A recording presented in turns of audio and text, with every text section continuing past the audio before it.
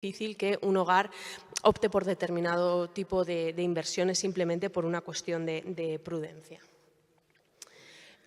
¿Quiere decir esto que tenemos un gran sector bancario en la Unión Europea? Esta es una buena pregunta. Es decir, si al final nuestras empresas dependen sobre todo y nuestros hogares de la financiación bancaria, ¿esto quiere decir que el sector bancario de la Unión Europea es mucho más potente que el de Estados Unidos? Pues lamentablemente no. Y en este gráfico vemos cómo han ido los principales índices bursátiles bancarios de Estados Unidos y la Unión Europea desde abril de 2015. La línea azul muestra la evolución del índice bancario estadounidense y la naranja del europeo. ¿Quiere decir esto que los bancos europeos no hacen bien su trabajo? No. Lo que quiere decir es que el sector bancario europeo está fragmentado. ¿Cuántos bancos europeos, cuántos bancos transnacionales conocemos en la Unión Europea? Muy pocos. Llevamos hablando de la Unión Bancaria desde el año 2012. Es un proyecto inacabado y un proyecto incluso que yo creo que está siendo saboteado por países que deberían estar interesados en tener la unión bancaria. Y en este caso me estoy refiriendo a Italia. Hay un elemento que ha pasado bajo el radar, pero que es muy relevante, y es el respaldo fiscal para el Fondo Único de Resolución. Parece algo que es muy técnico, pero básicamente lo que supone es finalizar el segundo pilar de la unión bancaria. Pues bien, este segundo pilar de la unión bancaria no se ha finalizado porque Italia ha decidido no ratificar el Tratado del Mecanismo Europeo de Estabilidad. Países como Alemania, Países Bajos, Finlandia han ratificado ese tratado. Italia es el país que no lo ha hecho. Entonces, ¿cómo podemos ahora ir los Estados miembros del sur de Europa, que habitualmente somos los que estamos más a favor de una mutualización de riesgos y de terminar la unión bancaria, a pedir, vamos a finalizar la unión bancaria, vamos a contar con un fondo de garantía de depósitos único, si uno de los nuestros no ha ratificado el tratado al que me refería y, por tanto, no se ha podido terminar el tercer pilar de la unión bancaria? Dicho esto, no todo es negativo y, de hecho, creo que el primer pilar de la unión bancaria, el Mecanismo Único de Supervisión, que este mes de noviembre cumplirá su 10º aniversario, ha funcionado muy bien y es uno de los motivos por los que, en mi opinión, el sector bancario europeo resistió mucho mejor que los sectores bancarios de otros países la crisis bancaria regional de Estados Unidos de hace un poco más de un año. Y aquí vemos cómo han evolucionado esos índices a los que me refería antes en la Unión Europea y en Estados Unidos desde enero del año 2023. Pues vemos que el comportamiento de los bancos europeos en bolsa ha sido mejor que el de los estadounidenses. Y esto, pues, en cierto modo, también responde a que desde la entrada en vigor del Mecanismo Único de Supervisión, las ratios de solvencia, las ratios de liquidez de los bancos han ido mejorando, las tasas de morosidad han ido cayendo, con lo cual tampoco se trata de estarnos dando de latigazos todo el tiempo. Hemos hecho cosas bien, aunque podemos mejorar en otras muchas. ¿Y por qué no tenemos mercados de capitales integrados en la Unión Europea? ¿Por qué no funciona? Pues aquí lo que vemos es que en la Unión Europea tenemos 41 bolsas de valores frente a 16 de Estados Unidos y, sobre todo, en la Unión Europea hay 18 cámaras de compensación frente a una única cámara de compensación en Estados Unidos. Es decir que, en mi opinión, realmente para avanzar en la unión de los mercados de capitales, donde hace falta integración es más en el post-trading. Por supuesto, si luego vamos a integración en el trading, fenomenal, pero hay que empezar por el post-trading, hay que empezar por las cámaras de compensación. Tercer elemento de la competitividad. Inversión pública e infraestructuras. Bueno, pues la inversión pública en porcentaje del PIB es mayor en Estados Unidos que en la Unión Europea. Esto me sorprendió muchísimo porque yo tenía bastante mala opinión de la calidad de las infraestructuras de transporte en Estados Unidos y este indicador del Banco Mundial lo que demuestra es que, al parecer, son mejores en Estados Unidos que en la Unión Europea, para mi sorpresa. Deuda pública en porcentaje del PIB. Bueno, aquí hay bastante heterogeneidad en la Unión Europea y en la zona euro, pero si comparamos la situación fiscal media de la Unión Europea con la de Estados Unidos, estamos mucho mejor en la Unión Europea. De hecho, la gobernanza fiscal en Estados Unidos es un problema.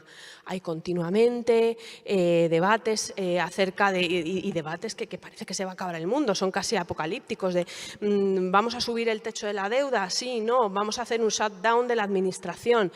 De hecho, Fitch a principios de agosto del año pasado rebajó la calificación crediticia de Estados Unidos reconociendo que tienen una gobernanza fiscal muy mejorable. La propia Oficina Presupuestaria del Congreso de Estados Unidos ofrece previsiones de déficit público de aquí a 2034 y da un déficit público medio del 6% del PIB en una economía que no está en recesión, con lo cual realmente es una política fiscal procíclica. Dicho esto, tampoco es algo de lo que yo creo que haya que sacar pecho, porque si Estados Unidos acaba teniendo una crisis fiscal, esto va a ser una crisis financiera global y va a afectar a la Unión Europea. Cuarto elemento, investigación e innovación. Y aquí realmente la Unión Europea tiene mucho terreno por mejorar. En este gráfico vemos el gasto en I+D en porcentaje del PIB en distintas regiones del mundo. Y vemos que la Unión Europea está, por supuesto, muy por debajo de Corea del Sur y también por debajo de Estados Unidos, Japón o China. En términos de patentes anuales por millón de habitantes, si realmente sumamos las patentes de los 4 principales Estados miembros de la Unión Europea, Alemania, Francia, Italia y España, estamos incluso algo por encima de Estados Unidos. Pero aquí no solo se trata de cantidad, también se trata de calidad.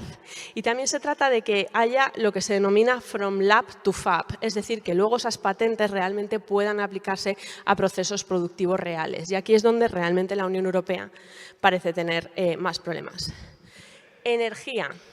La energía es otro elemento de competitividad y donde pues, la Unión Europea también golpea por debajo de Estados Unidos. ¿Qué es lo que ha hecho aquí la Unión Europea? Pues como Key Performance Indicator ha escogido el consumo de energías renovables en porcentaje del consumo total de energía, donde la Unión Europea está mucho mejor que Estados Unidos. Pero claro, en mi opinión, limitarse a este indicador no ofrece una visión real de cuál es la situación energética. Y aquí vemos, por ejemplo, que el precio de la electricidad en dólares por kilovatio hora en junio de 2023 era mucho más elevado en cualquiera de los principales Estados miembros de la Unión Europea que en Estados Unidos. Alguien puede decir, bueno, pero el consumo de electricidad solo es el 25% del consumo energético total.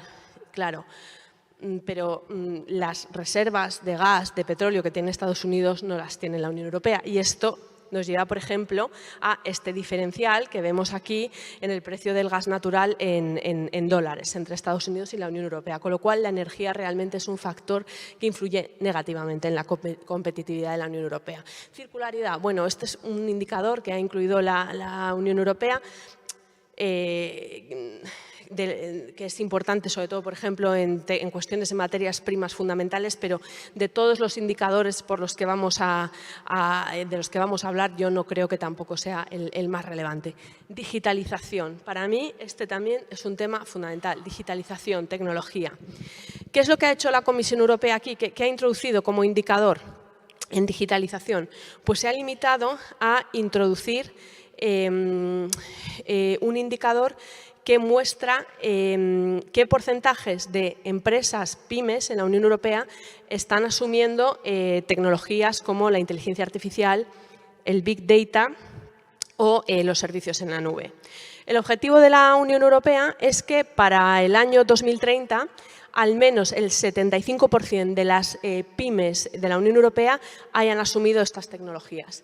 Y lo que vemos es, si vemos en la columna de la derecha, vemos realmente que no vamos en buen camino. Es decir, el porcentaje de empresas que emplean Big Data en la Unión Europea en el 2023 fue el 14,2%. Porcentaje de empresas que emplean servicios en la nube, el 34%. Y las que emplean inteligencia artificial, solo el 7,9%. Con lo cual, incluso ciñéndonos solo a este indicador, que me parece que es muy parcial, la Unión Europea tiene mucho camino por recorrer. Pero yo creo que la digitalización va más allá y no solo se trata de que las empresas asuman esas tecnologías en sus procesos productivos, que es muy importante, sino también de tener empresas punteras que puedan mover la frontera del conocimiento y que puedan innovar en esas altas tecnologías. Y aquí, pues lo siento, la Unión Europea no está muy bien posicionada. Aquí lo que vemos son las 10 mayores empresas en función de su capitalización bursátil a nivel global. Esto, si uno lo ve décadas atrás, es verdad que los sectores han ido cambiando. Durante unas décadas fueron empresas del sector energético, ahora son empresas del sector tecnológico, pero yo creo que este listado es bastante claro de cuál es la situación. Hay personas que tienden a comparar la capitalización bursátil de estas empresas con el PIB de países. A mí, la verdad es que es una comparación que no me gusta. Pero otra comparación que sí me gusta es la capitalización bursátil de estas empresas con la capitalización bursátil del conjunto de las empresas que forman un índice en la Unión Europea. Por ejemplo, el índice DAX, de las principales empresas alemanas, las de mayor capitalización. Pues, por ejemplo, Nvidia o Alphabet solas tienen una capitalización bursátil superior que todas las empresas alemanas que cotizan en el DAX. Aquí vemos que no hay ninguna empresa de la Unión Europea. ¿Cuál es la primera empresa de la Unión Europea que aparece en este listado de las 100 empresas de mayor capitalización bursátil? Novo Nordisk, que es una empresa danesa, una empresa farmacéutica, fenomenal, intensidad tecnológica muy elevada, que realmente creo que está funcionando bien por este medicamento que ha descubierto para luchar contra la obesidad. ¿Y cuáles son las siguientes? Si no recuerdo mal, estoy hablando de memoria, creo que son Louis Vuitton, que a mí Louis Vuitton me encanta. Yo los bolsos de Louis Vuitton, o sea, si me queréis regalar, yo encantada. La siguiente es Hermès, también, me encanta. Y la siguiente es L'Oréal. Es decir, ¿cuál es la especialización productiva de la Unión Europea? Por lo menos viendo este listado de grandes empresas, nos estamos dedicando al sector del lujo y nos estamos perdiendo la revolución tecnológica. Otro indicador, este es del World Economic Forum. 2 de los 3 países más innovadores de Europa en 2023 no estaban en la Unión Europea. El primero fue Suiza, el tercero fue Reino Unido, el segundo fue Suecia, que ni siquiera está en la zona euro. Con lo cual ya, si hacemos un análisis a nivel zona euro, a nivel área monetaria, la innovación, la verdad es que brilla por su ausencia. ¿Y esto por qué? ¿Por qué es? Pues realmente porque no estamos invirtiendo. Aquí lo que vemos es el CAPEX ajustado por PIB per cápita en infraestructuras de telecomunicaciones. Vemos que la Unión Europea está a la cola si lo comparamos con Japón, con Estados Unidos o con Corea del Sur. Es decir, luego, si nuestras infraestructuras de telecomunicaciones no son punteras, es muy difícil que podamos ser punteros en digitalización. Y esto, pues al final acaba teniendo una serie de consecuencias que a nivel geopolítico nos asustan mucho, pero que es una consecuencia de todo lo anterior. Por ejemplo, cuota global de proveedores de servicios en la nube en 2023. Pues aquí Amazon Web Services, Azure y Google se llevaban eran los reyes del mercado. Entonces, aparecen determinados Estados miembros, especialmente proteccionistas, por ejemplo Francia, diciendo no puede ser, estos operadores de servicios en la nube son estadounidenses, no son confiables, tenemos que introducir cláusulas Buy European para fomentar nuestra industria europea, dicen europea por no decir francesa directamente porque saben que eso vulneraría el mercado interior. Como ven, me gustan mucho los franceses, no, bueno, es broma. Y al final esto no tiene ningún sentido porque lo que vamos a hacer es reducir la competitividad del tejido productivo europeo. Si a nuestras empresas europeas no les permitimos incorporar la tecnología de último nivel a sus procesos productivos y les ponemos tecnología un poco menos avanzada para tratar de que esa tecnología menos avanzada vaya creciendo, lo que vamos a hacer es empeorar este círculo vicioso de la productividad. Y otro ejemplo más, fábricas produciendo chips de menos de 10 nanómetros. Ni una sola en la Unión Europea. Los chips de menos de 10 nanómetros son, vamos, los más punteros. ¿Dónde están? Pues en Taiwán, en Estados Unidos, en Corea del Sur y en Israel. No hay ninguno en la Unión Europea. Tenemos la iniciativa de la Chips Act, que pretende incrementar la cuota global de producción de chips del 10% al 20% de aquí a 2030, que produzcamos también chips de 2 nanómetros, pero al final los medios para llegar a ese fin son bastante reducidos, sobre todo porque acabamos teniendo 27 políticas distintas de materia industrial y en particular en materia de semiconductores. Educación y talento. Bueno, la tasa de empleo en Estados Unidos es más alta que en la Unión Europea. La tasa de desempleo también lo es decir, claramente en Estados Unidos tienen un mercado de trabajo mucho más flexible y mucho más ágil que en la Unión Europea. Y luego, en términos de productividad del trabajo, en términos de PIB por hora trabajada, pues vemos que hay una brecha clara entre Estados Unidos y la Unión Europea que se ha ido manteniendo a lo largo de las décadas. Y a esto se suma que el porcentaje de la población de 25 a 64 años sin estudios secundarios es más elevada en la mayor parte de los Estados miembros de la Unión Europea que en Estados Unidos. Estos son estudios secundarios, pero ¿qué pasa con personas más avanzadas? ¿Qué pasa con el talento digital? Bueno, pues aquí lo que vemos es que el porcentaje de titulados en TIC, que es la última fila, es el 4,2%, cuando se trata, el objetivo es llegar al 20%. Vemos que el porcentaje de personas en la Unión Europea que tienen competencias digitales por encima del nivel básico está en torno al 26%, algo por encima del 26%, con lo cual también el talento digital es un factor de competitividad y algo sobre lo que hay que empujar. Y noveno factor, comercio y autonomía estratégica abierta. Bien, aquí lo que vemos es que la Unión Europea es la segunda área económica después de China que representa mayor cuota de las exportaciones mundiales de mercancías. Sin embargo, esta cuota de la Unión Europea en las exportaciones mundiales ha ido cayendo a lo largo de las últimas décadas. Vemos también que el índice de complejidad económica de los principales países de la Unión Europea ha ido cayendo. Aquí vemos España, que en el año 1995 tenía un índice del 18 y ahora en 2021 teníamos un índice del 34, con lo cual incluso el valor añadido de nuestras exportaciones cada vez va siendo menor. Y aquí yo creo que es muy importante no pecar de inocencia. El mundo efectivamente está cambiando. Entonces lo que vemos es que la Unión Europea tradicionalmente, desde el punto de vista del comercio exterior, había confiado en los tratados de libre comercio y en la Organización Mundial del Comercio. Estados Unidos dejó de llegar a tratados de libre comercio en el sentido tradicional bajo Trump y bajo Biden.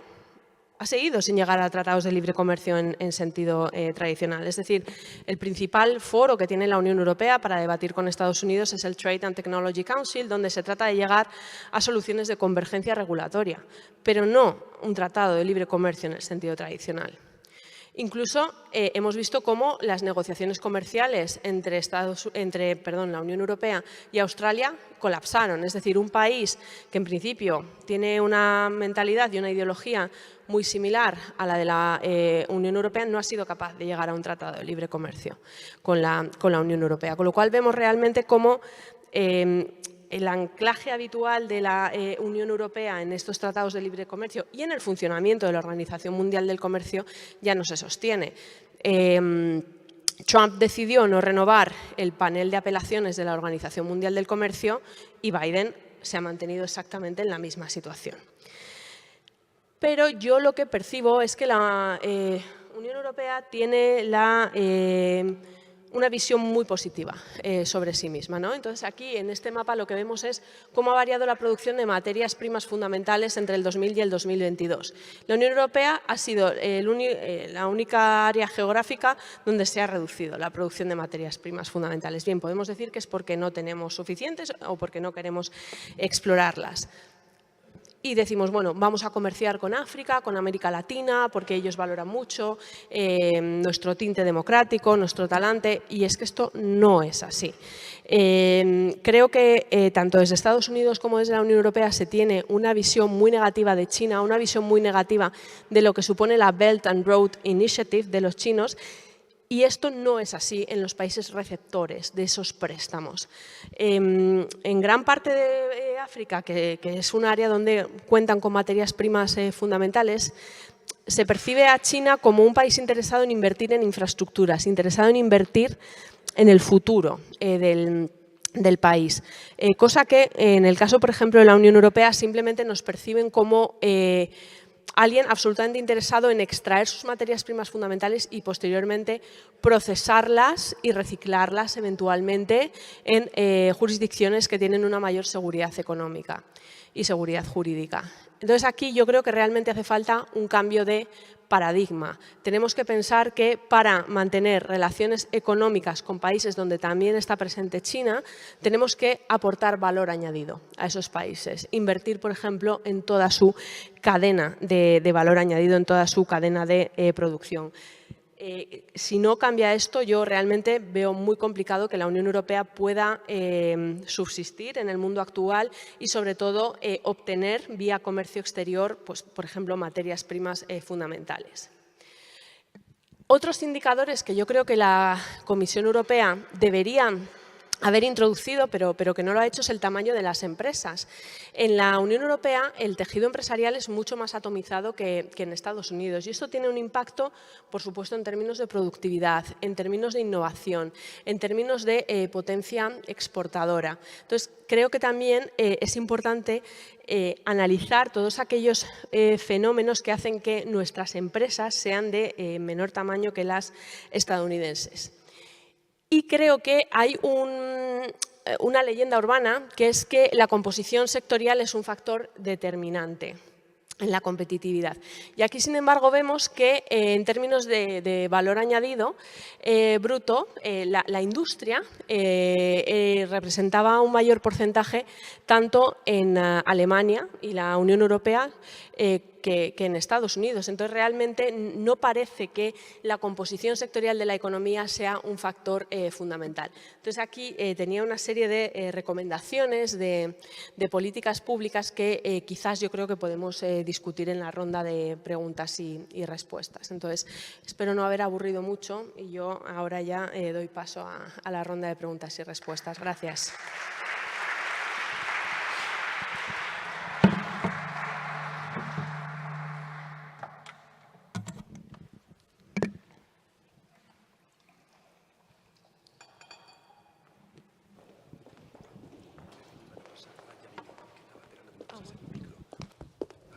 Muchísimas gracias, Judith, además por ajustarte también al tiempo de esa forma tan precisa. Turno de preguntas, comentarios, observaciones, sugerencias. Allí, Rafa Domenech.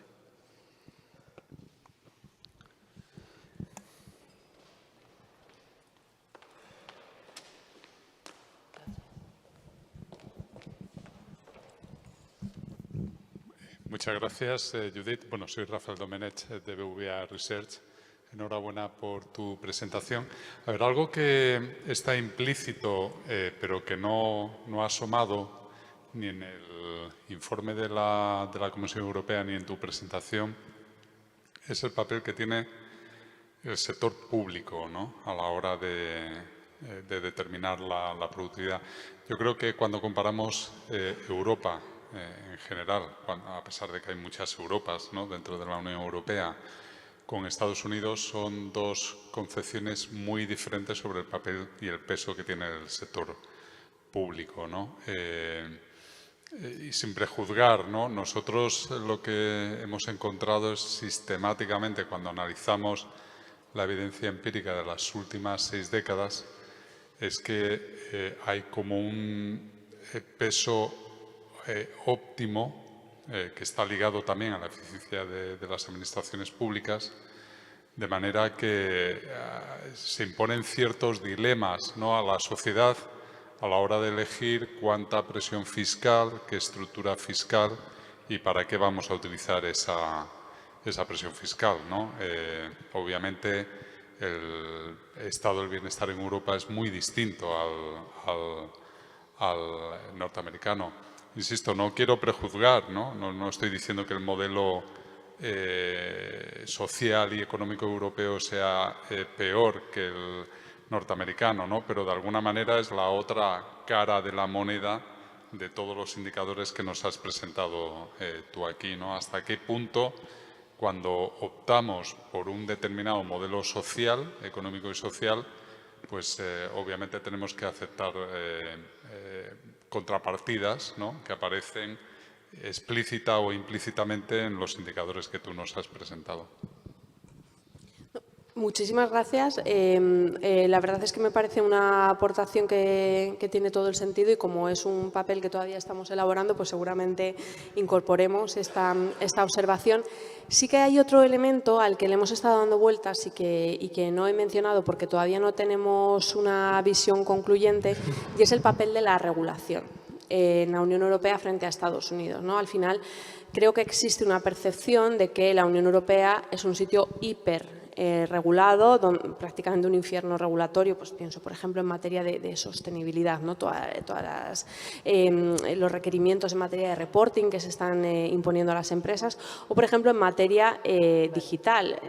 Este último ciclo legislativo en la Unión Europea ha sido increíble desde el punto de vista de la normativa digital, ¿no? Data Markets Act, Digital Services Act, Data Act, Data Governance Act, el Reglamento de Inteligencia Artificial, y hemos encontrado alguna evidencia que, sobre la base de algunos papers, que lo que indican es que empresas tecnológicas estadounidenses, cuando operan en la Unión Europea, son más productivas y tienen mejores resultados que en Estados Unidos. Con lo cual, esto es un tema que todavía estamos viendo hasta qué punto la regulación supone un detrimento para la actividad empresarial o, por el contrario, es irrelevante o incluso puede ofrecer mayor seguridad jurídica. No está estrictamente relacionado con lo que has comentado, pero también quería mencionarlo porque es otro factor diferencial, ¿no?, del modelo europeo. O sea, un tema es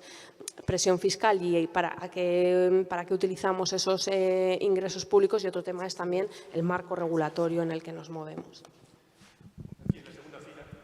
Sí. Hola, buenos días. Lo primero, felicitarte por la intervención magnífica. Mi nombre es José Andrés López y soy el vicedecano del Colegio de Ingenieros Industriales de Andalucía y presidente de la Comisión de Inteligencia Artificial de CESUR. Y tenía dos preguntas fáciles. La primera, al hilo de lo que justo acabas de responder, es ¿qué piensas sobre el efecto Bruselas? Es decir, esta idea tan ombliguista de la Unión Europea en el que pensamos o piensan los legisladores que lo que se legisla aquí tiene la potencia suficiente como para cambiar las legislaciones del resto del mundo, lo que a la luz de los indicadores que ha presentado el ponente anterior, pues con esos parámetros de PIB y de población decreciente, no sé yo si estamos en esa posición. Y lo segundo, ¿cuál sería a tu criterio el principal reto de la economía andaluza a la luz de los indicadores que has proyectado y que has indicado? Gracias. Muchas gracias. Sobre el primer tema, la verdad es que yo me pongo hasta cierto punto nerviosa cuando hablo con compañeros en Bruselas y se muestran orgullosos de que la Unión Europea sea una potencia regulatoria. Uno no es una potencia regulatoria, es decir, regular, y yo he sido reguladora muchísimos años, no tiene un mérito especial. Sí que creo que el efecto Bruselas era mucho más fuerte hace unas décadas de lo que lo es ahora. Y un ejemplo muy claro creo que es la inteligencia artificial, ¿no? Entonces, sí que vi cierta celebración en la Unión Europea cuando se llegó a un acuerdo en el G7 para que se introdujeran normativas de inteligencia artificial en las distintas jurisdicciones que componen el G7 basadas en un enfoque en riesgos, ¿no? Nosotros hemos hecho un enfoque en riesgos en el reglamento de inteligencia artificial, aquí está el enfoque de Bruselas. Bueno, aunque el resto de países del G7 optara por un enfoque regulatorio similar, que todavía está por ver, es que esto no es suficiente, porque en el G7 no están China ni India, y China sí está regulando la inteligencia artificial, pero de una manera muy distinta a la que lo está haciendo en la Unión Europea y no necesariamente guiada por valores democráticos. La India yo creo que es bastante agnóstica con respecto incluso a la necesidad de que tenga que haber regulación. Entonces, realmente creo que el efecto Bruselas está cayendo. También se ve, por ejemplo, en materia de criptoactivos, ¿no? La Unión Europea pues, también ha sido pionera en introducir el Markets in Crypto Assets Regulation. Estados Unidos no ha hecho nada similar. De hecho, aquí sí que creo que la Unión Europea ha hecho bien porque por lo menos hay un marco regulatorio claro, mientras que en Estados Unidos, para empezar, no sabe uno bajo qué organismo supervisor va a caer, no se sabe si es la SEC, no se sabe si es el regulador de commodities, porque no está claro si un criptoactivo es un activo financiero o es una materia prima. Entonces, sí que creo que se ha hecho bien en regular, por ejemplo, en materia de inteligencia artificial, en materia de criptoactivos, pero el efecto Bruselas, desde luego, sobre la base de lo que ha pasado, por ejemplo, con estas dos normativas, es muy mejorable, por no decir, por el momento, inexistente. Y sobre el segundo tema, la verdad es que no soy lo suficientemente conocedora de la economía andaluza, lo siento muchísimo, me encantaría decir que sí. Sí que me complace ser miembro de un think tank que ha creado la Consejería de Industria, Energía y Minas de la Junta de Andalucía, donde veo que se están haciendo muchos esfuerzos por reindustrializar Andalucía. Creo que la potencia que tiene Andalucía, por ejemplo, en materia de energías renovables, seguramente vaya a ser un factor diferencial en términos de atracción de industria, de proyectos industriales. Y creo que también Andalucía es una potencia minera. Entonces, seguramente, cuando hablamos de materias primas, no necesariamente materias primas fundamentales o estratégicas, sino materias primas en general, pues Andalucía yo creo que también tiene mucho potencial. Y siento no poder ser más específica porque no tengo los conocimientos como para responder más allá de esto. Sí, por realizar una postilla en relación al comentario sobre Andalucía, porque viendo la batería de indicadores que estabas presentando en la comparativa Estados Unidos-Europa, me surgió una duda que que tenemos constatada en Andalucía respecto a la intensidad tecnológica, a la intensidad e inversión en I+D, etcétera, de las empresas andaluzas versus las españolas y versus las europeas, por supuesto. Y consiste en lo siguiente: las empresas andaluzas pueden tener la misma intensidad o incluso superior en algunos casos de intensidad de inversión tecnológica o en I+D que las españolas. Lo que ocurre es que son relativamente pocas. Entonces, el gap viene no tanto porque la predisposición, la realización, la materialización de esa inversión en I+D sea inferior a la media nacional, sino porque las que aquí invierten son relativamente pocas comparadas con las que invierten en el resto del país o en el resto de Europa. Me pregunto, Judith, si esa disfunción, vamos a llamarlo así, entre intensidad tecnológica y número de empresas que abordan, que se lanzan, que ejercen esa intensidad tecnológica o inversora en I+D y demás, existe entre Estados Unidos y Europa. Estoy pensando en la comparativa Andalucía-España y me pregunto si esa comparativa se puede trasladar a ese entorno. Gracias. Pues la verdad no lo sé, o sea, me lo podría inventar, pero no lo sé. Entonces me parece una muy buena cuestión, una muy buena observación y pues la verdad que lo miraré también de cara al papel, o sea que muchísimas gracias. ¿Algún comentario, alguna sugerencia, pregunta? Aquí no puede ser quizás la última, ¿verdad? Una pregunta. La diapositiva sobre la presencia del capital riesgo en Estados Unidos con respecto a Europa es muy significativa. ¿Crees que eso tiene algún impacto en que la calidad de empresas que nacen en Europa no adquieren tamaño? O sea, ¿cree que la estructura de capital de la empresa tiene que ver con el tamaño finalmente? Yo pienso que uno de los motivos, y está demostrado empíricamente, uno de los motivos por los que hay menos unicornios, por ejemplo, en la Unión Europea que en Estados Unidos, es precisamente la falta de capital riesgo. Unicornios, por recordar brevemente, son startups que en el plazo de los primeros 5 o 10 años acaban teniendo un valor superior a los 1.000 millones de dólares. Y realmente cuando uno ve las estadísticas, pues ve que la mitad de los unicornios que existen a nivel mundial, que existían a nivel mundial en el 2023, se concentraban en Estados Unidos. Y la mayor parte de esos se concentraban en Silicon Valley. Con lo cual, no solo es un tema solo de financiación, de capital riesgo, sino también de crear un entorno en el que las empresas puedan colaborar, donde haya servicios auxiliares, donde haya también universidades punteras que permitan una transferencia del conocimiento. Entonces, desde luego, el capital riesgo es un factor fundamental.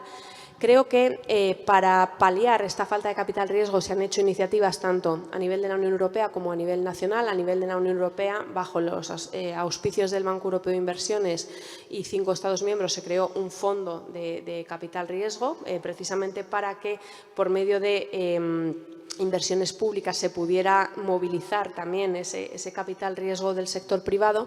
Y luego a nivel español está esta iniciativa de ICO Nextec, Fondico Nextec, que forma parte también, se ha incluido en la adenda del plan de recuperación, que lo que pretende precisamente es movilizar capital riesgo para empresas de deep tech, empresas más punteras. O sea que yo creo que es una combinación de elementos, pero desde luego el capital riesgo es uno de ellos. Y por abundar sobre eso, Inglaterra, o sea, el Reino Unido no está en tus estadísticas. ¿Es un tema anglosajón contra Europa continental o si Inglaterra estuviese en esas estadísticas estaríamos en las mismas? Yo es que desde que se fueron los británicos ya casi ni los incluso estoy tan enfadada y tan indignada que los dejo fuera. Pero sí, desde luego, efectivamente, es un tema anglosajón frente a Europa continental. Sí, pero también tomo buena nota de esto, entonces incluiré Reino Unido, a pesar de que estoy enfadada, lo incluiré en el gráfico. Gracias.